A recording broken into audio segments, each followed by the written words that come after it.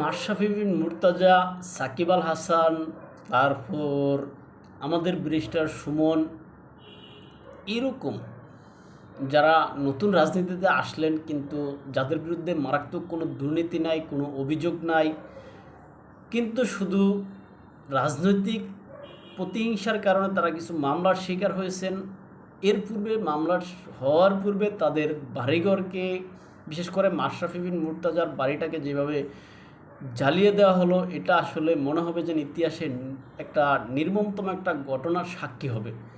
কেননা আপনারা যারা শামীম ওসমানের বাড়ি পুরাইছেন নারায়ণগঞ্জে, বলা যায় যেন শামীম ওসমান রাজনৈতিক ব্যক্তি, আপনি পুরাইতে পারেন বা প্রতিহিংসার কারণে পুরাচ্ছেন।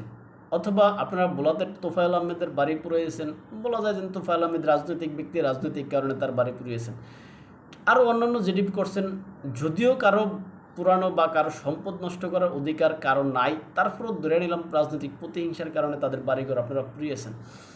কিন্তু মাশরাফি বিন মুর্তজার মতো ব্যক্তি, ব্যারিস্টার সুমনের মতো ব্যক্তি, সাকিব আল হাসানের মতো ব্যক্তি, এরা তো কারো কোনো ক্ষতি করেনি, এরা তো কারো ভাড়াবাতে কোনো সময় ছাই দেয়নি, এরা তো কারোর বিরুদ্ধে গালে গিয়ে একটা কী বলবো যেন একটা থাপ্পড় দেয়নি, এরা তো কারো শত শত কোটি টাকা মাইরে খায়নি।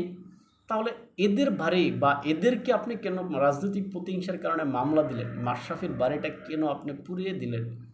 এটা কি আসলে উদ্দেশ্য প্রণোদিত ছিল? যে এখানে সৎ বা অসৎ কোনোটা এখানে কাম্য নয়, বা কোনোটা এখানে দেখার বিষয় নয়। এখানে দেখার বিষয় একটাই, যে এখানে দেশের ভিতরে অস্থিতিশীল পরিস্থিতি সৃষ্টি করতে হবে, তারই অংশ হিসেবে এদের বাড়িঘর পুরাইতে হবে, এদের নামে মামলা দিতে হবে।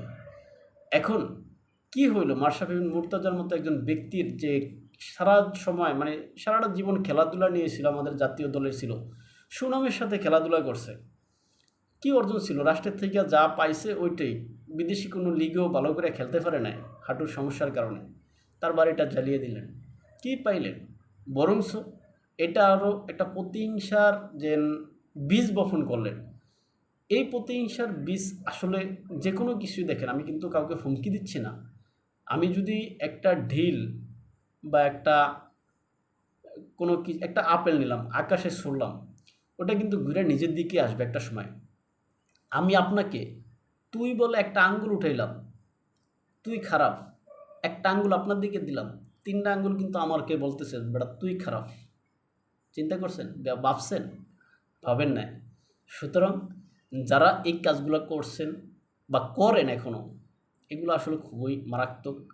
সুতরাং মাশরাফি বিন মুর্তজা খারাপ আপনি বলবেন, আপনি সাকিব আল হাসান খারাপ বলবেন, আপনি ব্যারিস্টার সুমন খারাপ বলবেন, আপনি কতটুকু ভালো? ভালো না। সুতরাং কাউকে খারাপ বলার আগে আসলে আগে নিজে ভালো হইতে হবে, তারপরে অন্য কাউকে খারাপ বলতে হবে। কেননা ওই যেন আঙ্গুল দিয়ে যেভাবে দেখাইলাম, যেন আমি এক আঙ্গুল উঠে আপনাকে যেন তুই খারাপ বলবো, 3টা আঙ্গুল আমার দিকে ফিরুন না, সে বলতেছে বেটা তুই খারাপ। সুতরাং আগে নিজে ভালো হন।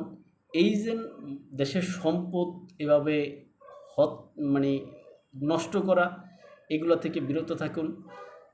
কী লাভ একজনের বাড়িঘর জ্বালিয়ে দেওয়া? সে বাড়িতে তো তার অনেক স্বপ্ন সেখানে লুকায়িত, অনেক আবেগ সেখানে লুকায়িত, অনেক অনুভূতি সেখানে লুকায়িত। সুতরাং আপনি আমি অতি উৎসাহের কারণে কারো এই যে স্বপ্ন সেখান থেকে ধ্বংস করে দিলাম, পুড়িয়ে ছাই করে দিলাম, সাময়িক সময়ের জন্য আমরা আনন্দ পেলাম, কী লাভ? সেই লোক তো সারা জীবন এই অনুভূতি, এই কষ্ট নিয়ে মনের ভিতরে থাকবে। সে কি সুযোগ খুঁজবে না? অবশ্যই তো সে সুযোগ খুঁজবে এটার প্রতিশোধ নেওয়ার জন্য। আবার সে প্রতিশোধ নেবে, আবার এটার প্রতিশোধ আপনি নেবেন। এইভাবেই কি দেশ চলবে? এইভাবেই কি দেশের এই যে আজকে 55 বছর যেভাবে চলছে, সামনে কি আপনারা এইভাবেই চলতে চান? যদি না চান তাহলে এগুলো থামান। অনেক হয়েছে, এখন থামেন।